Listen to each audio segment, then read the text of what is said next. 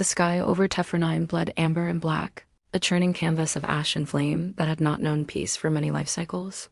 The soil, once laced with silver roots and humming with the soft glow of native flora, now lay scorched and broken. The air shivered with the memory of screams, though none had rung out in weeks. And from behind the smoldering ridge of Mount Sharif, a figure crawled, not walked, not march-crawled. Her limbs were thin as fused wire, patches of carapace. Sloughed off with every movement, her breath rattled like broken crystal inside her thorax, glowing veins flickering with the failing current of life. But still, she dragged herself forward, dragging something even more precious than her shattered body, a long glass vial clasped close to her fractured chest. Inside, a single glowing spore blinked faintly. The last seed of her kind, the Nrayathi, had once sung to the stars. Builders of light ships, weavers of empathy and memory, they had no words for war. They had no need for walls or weapons. Their strength was union, each mind flowing into the next like river water, pooling into collective peace. But when the Oracle came, burning from the edge of the void, they offered no negotiation. They had seen harmony as weakness. They had tested their fire on over 100 peaceful worlds, laughing through comes while the skies turned to sulfur. Tefranine had been their latest feast. And now, Yalaxa, once a singer in the Temple of Hearts, was alone. Her people were ash. Her world, a graveyard. Only the spore remained. And so she crawled, over the bones of her sisters, through firestorms and radiation-slick winds, toward the one thing she had been told could help. Toward Earth, they had never believed the humans were real, not fully. Among the Nrayathi stories, we're told of a broken, primitive species on the edge of the galactic fringe. Cut off, violent, erratic, but ancient, and worse untethered. No collective empathy net, no fusion of souls. Just billions of isolated voices in cages of flesh. Yet legend said that in the ancient past, when the Oracle first lit their engines of conquest, it was the humans who pushed them back, who stared into the abyss and said, no further, and bled for strangers, and broke themselves to build a wall of defiance. It had been so long. Perhaps they were myth. Perhaps the humans were gone, but Yalaxa had no other hope. And the signal she had sent had received, a ping, a primitive one. But real dot now, on the edge of collapse, her body cracked and leaking bylight. Yalaxa reached the shuttle's emergency beacon, a rusted remnant half buried in volcanic dust. With the last of her strength, she slotted the spore inside the transmission chamber and pulsed the signal again. Her 6 eyes flickered shut as her nervous system buckled under planetary toxicity. Her heart dimmed. She felt the memory net fade, no minds left to anchor her. For the first time, she was truly alone. But then from beyond the clouds, something howled. Not a shriek of conquest. Not the clicking speech of the Oracle, a rumble, a roar. Like metal tearing sky. Through the soot, a sleek silver craft pierced. The storm. Not elegant, not woven like Nrayathi vessels, but brutal, blunt, armored like a fist made of tank metal. It bore no symbols of peace, no beacons of kinship. But it came anyway, descending fast, shaking the ground. And as its hatch opened, a silhouette emerged. 2 legs. 2 arms, a dark suit streaked with burn marks. And a face not covered in a rebrother or helm, but naked to the poisoned air. The eyes were small, forward-facing, burning with something ancient and hot. Not hunger, not malice, but intent. Yalaxa couldn't speak. Her throat was broken glass. But something in her mind reached out feebly, blindly like a matchstick spark into the void. She expected silence, the emptiness she had known for days. Instead, the human knelt down, expression unreadable, and then did something she had never imagined. He removed one of his gloves, pressed his bare hand to her torn skin, and said, in a language rough as gravel and warm as firelight, "I've got you." And in that moment, for the first time since the stars fell, Yalaxa felt something pulse through her dying body, an echo not of her own people, not of any net, but a singular solitary surge of something raw, radiant, and terrifyingly alive. Hope. Jason. Morrow had seen his share of ruined worlds. He'd marched through the wreckage of Echelon 5 when the nanite plague gutted it to sterile stone. He'd stood on the broken decks of orbital sanctuaries where thousands had died in silence, the vacuum, stealing even their screams. He had come to know death not as an event, but as a texture, its stench, its stillness, the way it clung to your skin long after you scrubbed it raw. But Tefranine was different. It wasn't just death, it was desecration. Whoever had done this didn't just kill, they wanted the planet to remember. They wanted every gust of wind and flicker of ash to whisper their name. Jason didn't know the Iroquois. Not yet, but he could smell their intent like gasoline in his nose. Whoever they were, they'd made a mistake. They'd left something behind. And they hadn't accounted for Earth's last response unit. He hadn't been expecting to find a living being here. The distress signal was weak, piggybacked on a centuries-old frequency barely used since humanity had retreated from the galactic stage. The diplomatic corps had laughed it off. Another ghost ping. Another desperate call from a long-dead world. But Jason hadn't. Something about the signal, its rhythm, its tremor felt. Not technical, but personal. So he took the Outrider, his old retrofit scout ship, and dropped through a gravity well filled with electromagnetic shrapnel and solar flare interference. And here, at the heart of the scorched hellscape, he found her. He didn't know what species she was. Slender, insectal, but not grotesque. Her eyes shimmered like polished obsidian, and her skin, though cracked and pulsing dimly, looked too soft for a world like this. He expected fear in her posture, panic, but there was only exhaustion, quiet desperation. And that vial still clutched in her trembling claws, as if her own soul depended on it. He pressed his palm against her shoulder again. She winced but didn't pull back. No translator pinged in his earpiece. No mental resonance like the psionics back on Mars. Just silence. So he did what no handbook ever trained him for. He used instinct. Slowly, he reached into his chest pocket and drew out a field med injector. A basic mix, painkillers, electrolytes, cellular kickstart. He didn't know her biology, but if she had skin, blood, and breath, maybe it would help. She flinched when the needle touched her arm. But then slowly her eyes fluttered wider, focusing not fully alert, but flickering like dawn behind storm clouds. Yeah, he muttered, crouching beside her. Welcome back. The wind howled through the ruined spires behind them. He knew. He had only minutes before the ambient radiation began to tick above safe thresholds, even in his suit. They'd have to move fast. He scooped her up, surprisingly light, like she'd been starving for weeks, and cradled her against his chest. She made a faint clicking sound, one of her arms twitching against the vial. Jason glanced down. You want this thing safe? He asked, then gently took the vial and slipped it into the padded slot inside his utility vest. Got it. You're not alone anymore. She didn't answer. But her hand curled slightly around his chest strap, holding on not as a prisoner, but as something deeper, like a creature who had fallen through a void and found the edge of a lifeline. The Outrider's ramp hissed open as he sprinted up. The interior was a mess of scavenged tech, old Earth medkits, and scratched photostills taped to walls. Nothing special. Just a survivor ship. But when the ramp sailed behind him and the engines growled back to life, Jason felt something settle into place. Like the old ghosts had shuffled aside for a new burden, he laid her gently in the medbay and started scanning. The system through. A tantrum unknown species, neural architecture unreadable, toxicity levels off the chart. But she was alive, barely. He stabilized her vitals, started a slow drip of neutral compounds, and dimmed the lights. Then, with a long exhale, he sat beside her and stared out the viewport at the cursed landscape below. He should have left. Sent a report back to Earth Central. Let the politicos figure out the ethics of intervention. But something about her, the way she'd held onto that spore like it was her last breath. The way she'd reached for him, despite the pain echoed in places he thought he'd buried. He remembered his little sister back on Earth, how she'd clung to him during the fires. He remembered how he'd once begged strangers for help in the ruins of California. Humans weren't born kind.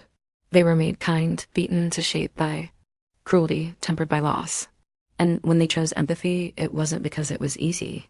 It was because it was earned. He didn't know who she was, or what the vial meant, or who had turned her world to cinders. But Jason Morrow had found something on Tephra 9 worth bleeding for again, and humans, when they finally found a reason to get involved, didn't let go. Days passed in quiet rhythm, broken only by the hum of the Outrider systems and the soft whirring of the medbay as it fought to keep her alive. Jason rarely left her side. Not because he feared for her life, though the monitors still flickered, like dying stars, but because something about her presence gnawed at him. He'd seen alien life before, served in the Orion Pact relief corps, stitched wounds on beings that bled vapor instead of blood. But this was different. This was the first time he felt like he was watching a person suffer, not just a creature. The pain in her body wasn't just chemical. It was carved into her, being like a scar that screamed across time. Sometimes, when her body convulsed in fever dreams, she would whisper sounds, not words he could translate, but haunting notes, like a lullaby mangled by fire. Once, she reached out, hand trembling, and Jason took it without thinking. Her fingers were long, jointed in strange ways, covered in dull bioplate, but beneath that, there was warmth. Fragile warmth. She clutched his hand like it anchored her to something that wasn't burning, and he didn't let go. He began to talk to her, even though he knew she didn't understand. It wasn't about the words. It was about the offering. Late nights, when the ship drifted between stars and his own ghost clawed at the back of his eyes, he'd sit beside her bed and speak into the silence. My dad used to say. He muttered one night, resting his boots on the edge of the med station, that Earth's curse wasn't war, it was memory. We remember everything, every time we lost, every time we failed someone we loved. He ran a hand through his tangled hair. We survived because we couldn't forget. Even when we wanted to, the lights flickered soft blue. She stirred, her body twitching gently, like something deep inside was listening. Jason leaned closer. I saw my brother die on Titan, pulled him out of the ice myself.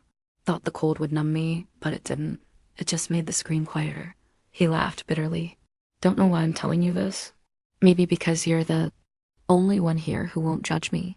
In the days that followed, she grew stronger. The cracks in her carapace began to seal. The soft glow beneath her skin brightened, pulsing in slow, steady waves. She still hadn't spoken, but her eyes followed him now. There was focus there, recognition. Sometimes, when he approached, she would reach toward him, not out of fear or desperation, but in quiet greeting. Then came the moment that shifted. Everything. He was sorting through damaged files in the ship's archive when a soft sound made him turn. She stood in the doorway, one hand braced against the wall, legs trembling but upright. Her chest rose and fell with effort. The spore vial was clutched in her other hand, as if she'd pulled it from the medbay lockbox by sheer instinct. Jason froze. Hey, careful, he said gently, crossing the room. But she didn't fall. She lifted the vial between them. The bylight inside blinked softly, like a heartbeat.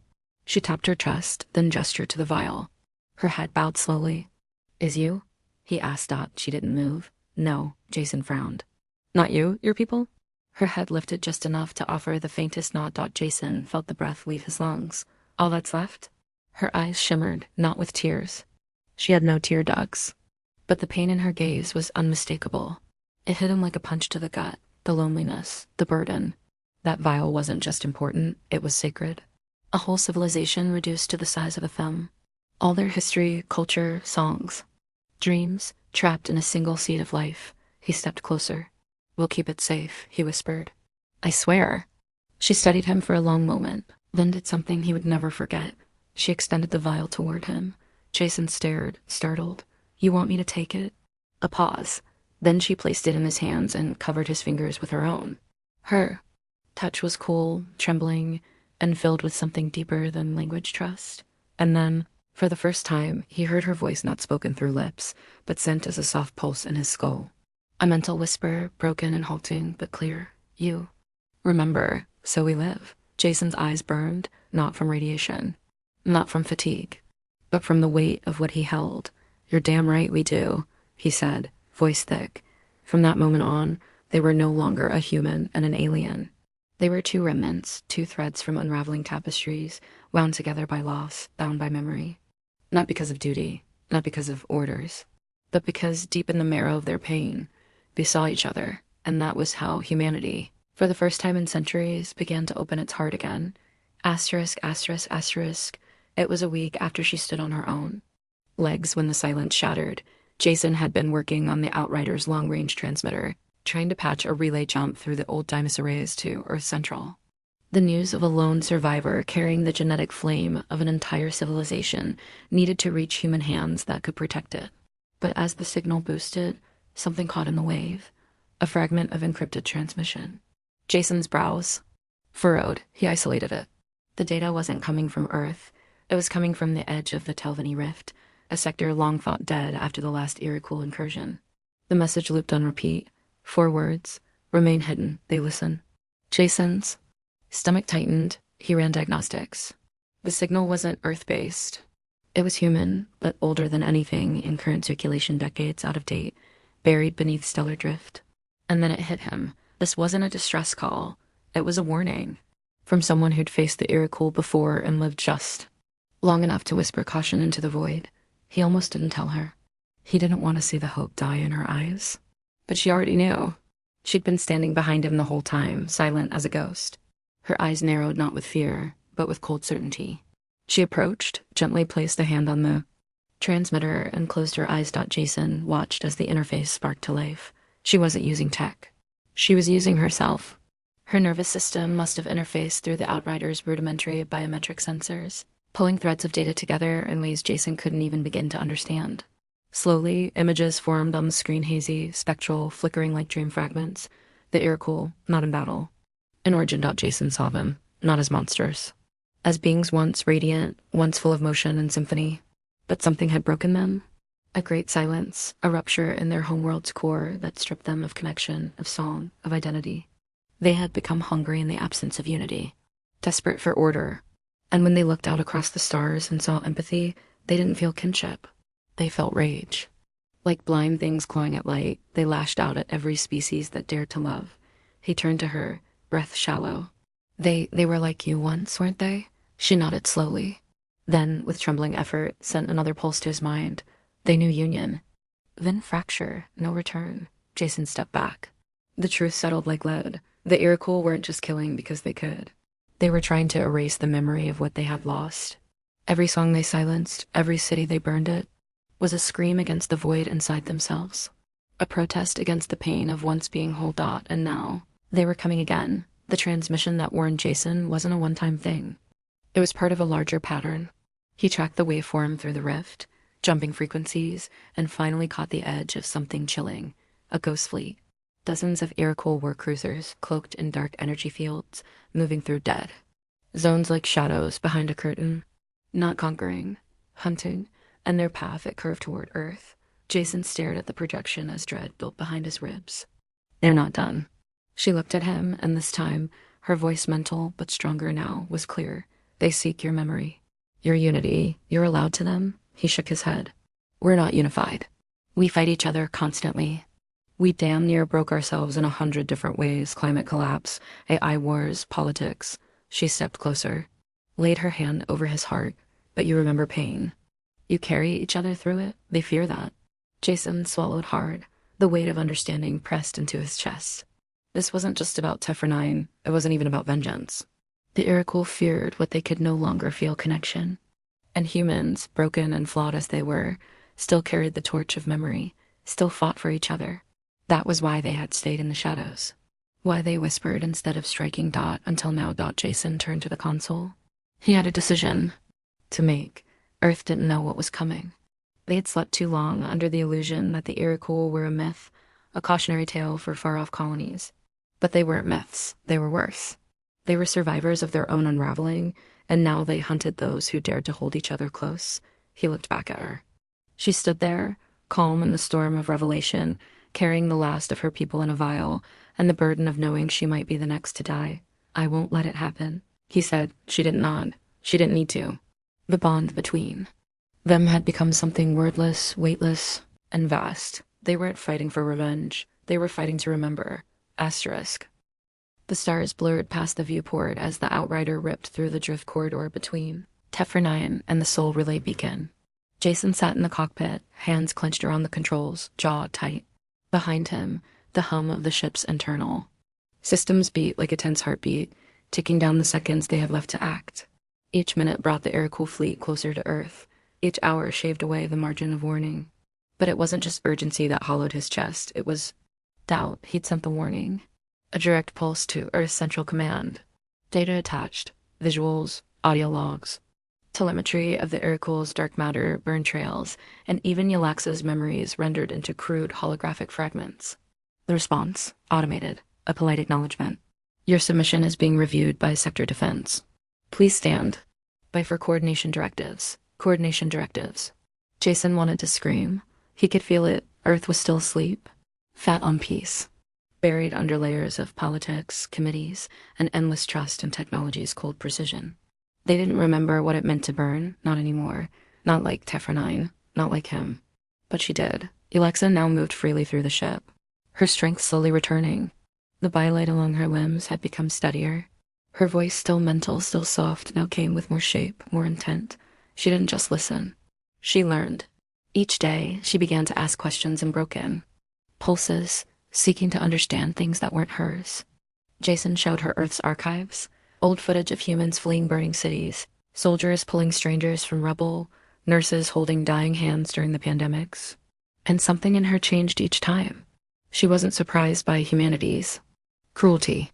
What astonished her was their insistence on trying anyway.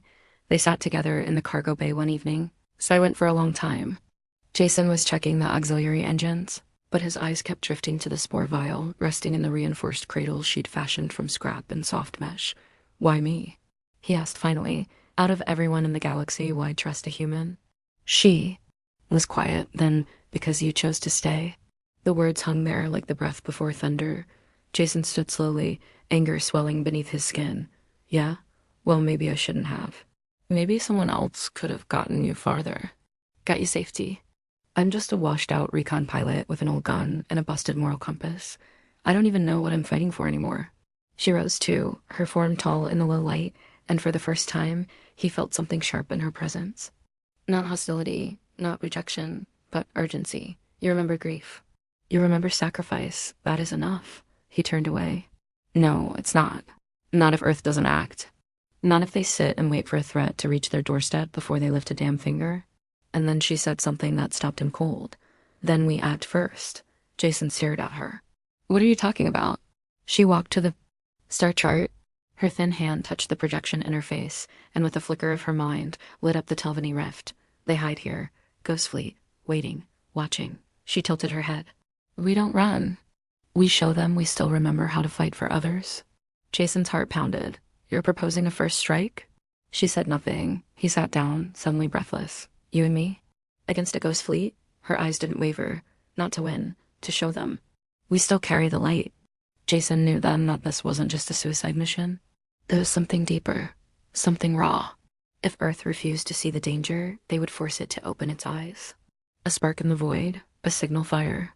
One last act of defiance that could reach the sleeping heart of humanity and scream, remember who we are. He looked at the map again. The rift was a tangle of electromagnetic storms, wreckage fields, and gravitational scars. A perfect hiding place for monsters. But also, if calculated right, a place where one ship could make a hell of a statement. He stood, walked to her, and held out his hand. Let's show them. She looked down at his hand for a long moment. Then she placed hers atop it, and they sealed the pact, not just of survival, but of meaning. They began modifying the Outrider, reinforcing the hull, overcharging the fusion core. Jason installed old-fashioned railguns, guided manually, no fancy AI, just instinct and speed. Alexa tuned the internal systems to resonate with her neural impulses, building a biocognitive interface that fused her song into the circuits. The ship began to feel them, as if it too had remembered what it once meant to be part of something larger. On the eve of departure, Jason looked out at the stars, wondering if anyone on Earth would even notice when they vanished. Maybe they won't remember us, he muttered. Yeah, LAXA stood beside him, glowing softly. Then we remember each other. The ship burned toward the dark, and they carried the light. Asterisk, asterisk, the Telvanni rift greeted them like a graveyard forged in shadow. Black hulks of ancient ships floated in silence, some split open like the rib cages of extinct titans, others still, pulsing faintly with stolen power. Lightning wove silently across the rift's edge, blue arcs flashing through the ruins of fallen fleets. The Iroquois had made this place their nest, far from starlight, far from law, where the memory of peace could not reach them. Jason tightened his harness as the Outrider's hull began to groan under the pressure of proximity. The rift didn't like intruders. He and Alexa sat in silence. No final speeches. No hollow words of courage. Just quiet. The kind of quiet soldiers knew before last push.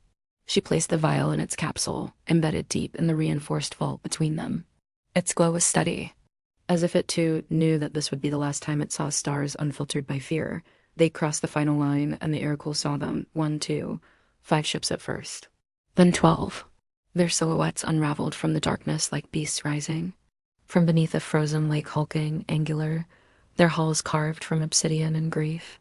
No engines flared. They simply moved, slipping across space as if their hatred alone warped gravity. Jason felt their gaze long before they opened fire. He felt it like frost down his spine. Not curiosity. Not caution. Recognition. They knew what he was, and they hated him for it. The first barrage hit them like thunder. The shields held barely. Elaxa shrieked a harmonic pulse that rebounded the next wave of energy, twisting it into a torus of scattered particles. Jason dove the ship, flipping into the debris of an old battleship and letting its shattered bones shield them for a moment. He could hear her in his mind now, stronger than ever. They test us. They expect collapse. Jason barked a laugh, sweat pouring down his brow.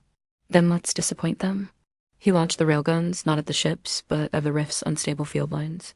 The shots exploded into electromagnetic pulses that threw static across the Iroquois sensors. For a moment, the void turned into a blizzard of blind light. And in that moment, they struck. Elaxa pulsed her song into the navigation matrix, forcing the Outrider into maneuvers no human ship had ever performed. The engines screamed, but the ship obeyed, lurching through twisted gaps and carving a path straight into the heart of the Iroquois formation. Then, Jason activated the beacon. The Outrider's signal flared, a burn of sound and data projected. In all directions. Not a distress call. Not a cry for help. A message. The images they had gathered. The memories. Tefra 9, the Iroquois' origin, the death of beauty. The voices of burned cities. The rescue of one fragile survivor. Broadcast in raw code. No encryption, no politics. Just truth, flung like a spear into the dark. The Iroquois responded. They howled, not in fear. Not in confusion, but rage. The fleet twisted toward them, weapons igniting like suns. Jason turned to Elaxa, heart hammering. We've got seconds. She placed a hand over the capsule, then on his chest. Then make them matter. The final maneuver was simple. Jason angled the ship toward the field core of the rift, where gravity bent inward and energy pooled like magma beneath skin. Elaxa poured the last of her life force into the control systems, her bylight flaring so brightly the entire bridge glowed blue. The Outrider's engines went critical dot. They became a missile, a blaze of steel, memory, and song. They hit the field core as the Iroquois surged to intercept, and the rift screamed. An explosion erupted, not of fire, but of signal, a cascading storm of memory. The Outrider systems fused to Elaxa's song, amplified every fragment they had carried, turned them into an echo that detonated across the rift's psychic spectrum. For the Iroquois, there was agony, not physical, but spiritual. A forced confrontation with everything they had destroyed. The faces, the voices, the unity they had erased. The love they had failed to keep. One Iroquois ship cracked in two. Another veered, off course, fleeing into the rift's fringe. But most remained, caught in the pain of what they could never reclaim. At the heart of it all, the Outrider died. The bridge collapsed in blue fire, glass shattering as the core went nova. Jason felt his skin burn, heard the hull rip. Saw Elaxa standing in the flames, not screaming, but singing. Her final pulse reached him not in words, but in sensation, warmth, sorrow, gratitude. And hope. Then, silence. When Earth finally received the signal, it was too late to save them, but not too late to understand. The signal reached Earth 13 hours after the rift fell silent. It arrived as fragments, distorted images, corrupted waveforms, a cascade of incomprehensible data pulses wrapped in frequencies not seen in centuries. But inside that broken code, something lived, something ancient and haunting. The first to decipher it were the archivists at Helios Station, deep in Mars orbit, who cleaned the interference and layered the message through quantum interpretive processors. When the full transmission played across the Terran net, the world stopped. The footage began with Jason's voice. I don't know if this will reach anyone. Maybe it's already too late. But if you're hearing this, you need to remember. Not for me. Not for her. For all of us. Then the feed opened like a wound. Memories. Raw. Beautiful. Terrible. The song of Elaxa's people, layered with the cries of Tefra 9's burning skies. The image of a spore glowing softly against Jason's chest. Children laughing. Bombs falling. Hands reaching through rubble. The moment a human reached for an alien dying in ash and chose to stay. It was not propaganda. It wasn't clean or politically correct. It was real. And it hit like thunder. In the days that followed, everything changed. Earth's Central Command could no longer deny the Iroquois threat, but more than that, humanity woke up. The old fractures, the divisions of nations, the slow rot of indifference, that had settled over Earth's golden peace cracked. Not from panic, but from purpose. The story of the Outrider became legend, and in its ashes, unity sparked like flint striking steel. They found the wreckage 6 months later. A coalition fleet, newly forged from Terran and Martian arms, crossed into the rift. The Iroquois were gone, scattered into hiding again, wounded by what they had felt. And there, in the debris field, was the shattered heart of the Outrider, still orbiting the rift's core like a burned-out candle. No bodies, no clear systems online. But floating in the sealed vault, untouched by time or void, was the vial, still glowing dot, still alive. They brought it home. The Nuryathi spore was entrusted to Earth's newly formed Interspecies Genesis Initiative. For the first time in generations, humans weren't preparing for war, they were preparing for resurrection. Ylaxa's memories, carried inside the spore's genetic code, were mapped, translated, and seeded in lunar biovos. Her song recorded in Jason's final logs became the cornerstone of the first, true interspecies cultural memorial ever constructed. And Jason, no body was recovered. But on the Outrider's remains, scrawled into the last surviving hull plate, with a laser stylus, was a single phrase, "We remember." So they live. Every year on the Day of Flame and Song, across Earth, Mars, and the fringe colonies, people gather to sing, not in one language, not in any known key, but in notes learned from the transmission. Human children sing it with their eyes closed, and in distant labs, new life stirs inside growth chambers, a new kind of child, part human, part Nuryafi, born not of conquest, but of care. What Jason and Ylaxa began in death became the anthem of a new era, because it was never about victory.